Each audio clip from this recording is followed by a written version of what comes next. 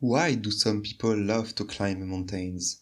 Why do they travel to desolate and isolated places? Why do they risk their life when they know for a fact that at the top of the mountain they are climbing, there is nothing else but a nice view? Why all these efforts? We can try to give an easy answer.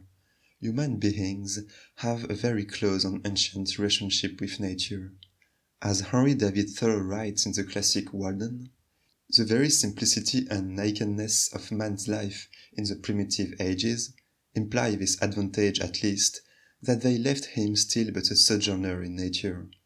When he was refreshed with food and sleep, he contemplated his journey again. He dwelt, as it were, in a tent in this world, and was either threading the valleys, or crossing the plains, or climbing the mountain tops. But lo, men have become the tools of their tools. To walk in nature, to use our body to move in an environment that requires from us caution and attention, is an incredibly ancient activity, one of the oldest occupations of living beings. The basic structures of our brains and our bodies, those we share with our ancestors, are more stimulated by a day of hike in the mountains than by a day of work at the office. Fang Fan, the main character of the short story Mountain by Cixin Liu, that you can find in the short story collection The Wandering Earth, is a mountain climber. The story of Fang Fan is a classic one. While climbing Mount Everest, he is too sure of himself.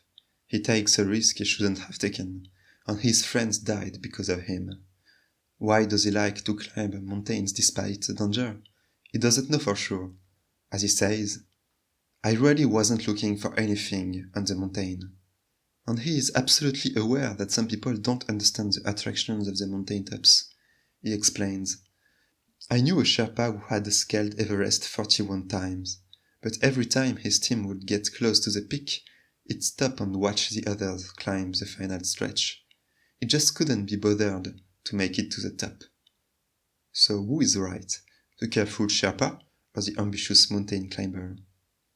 As his friend died because of him, Fang Fan decides to punish himself. He spends his life on the sea as a member of the crew of a research vessel, far from the mountains he loves so much. But, surprise, a mountain of a new kind is coming to him. A gigantic alien ship, as big as the moon, comes to visit the Earth. The gravity of the alien ship pulls the water high in the sky and creates an enormous mountain of water. Fang Fan decides to climb it. Thanks to the modified gravity, he makes it to the top. Then, the aliens contact him and tell him their story. Their species is born in the hollow heart of a planet. Thus, their sky was a wall of rock, and they believed that the universe was very small. They were like a town isolated in a valley between impossible mountains. But, with time, explorers went through the rock. It took them a very, very long time, but after a lot of scientific adventures, they finally managed to escape the hollow heart of their planets. They discovered free space.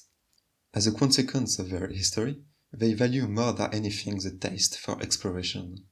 "We raised a mountain," they say to Fang Fan. "You came and climbed it." "Mountain climbing is my passion," Fan answered. "It is not a question of passion. We must climb mountains." Indeed, without this curiosity, these beings would have stayed imprisoned in the center of their planets, and they would have died here. We can certainly find similar examples in the history of mankind.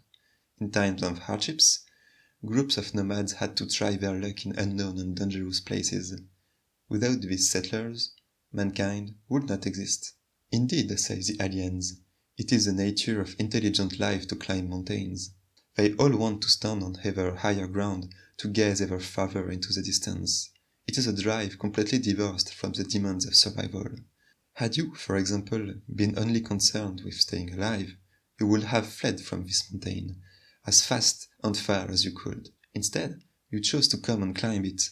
The reason evolution bestows all intelligent life with a desire to climb higher is far more profound than more base needs, even though we still do not understand its real purpose. Mountains are universal, and we are all standing at the feet of mountains. "I am on the top of the mountain," Fang Fan interjected. It will not stand for anyone, not even aliens, challenging the glory of having climbed the world's tallest mountain.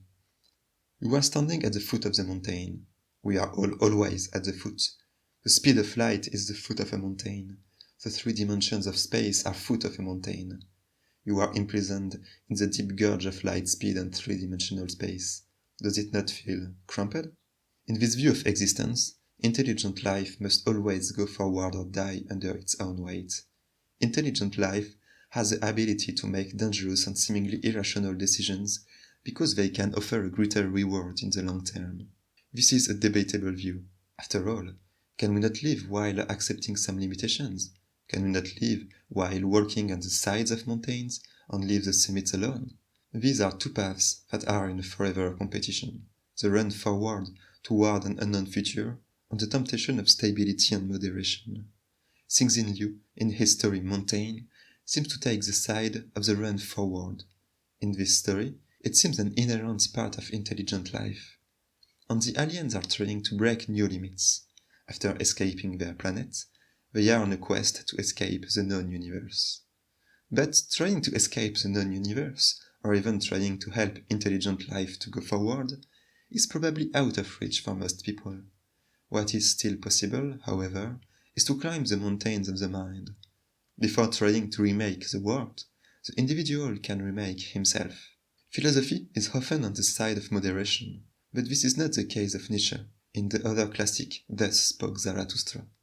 So when Zarathustra thus ascended the mountain, he thought on the way of his many solitary wanderings from youth onwards, and how many mountains and ridges and summits he had already climbed. I am a wanderer and mountain climber, said he to his heart. I love not the plains, and it seems I cannot long sit still. And whatever may still overtake me as fate and experience, a wandering will be therein, and a mountain climbing. In the end, one experiences only oneself. Another advantage of the mountains of the mind, as Zarathustra finds out, is that we can always find higher ones to explore. Hey, I plan to make more videos like this one, so maybe subscribe, and I wish you a beautiful climb on your own personal mountain.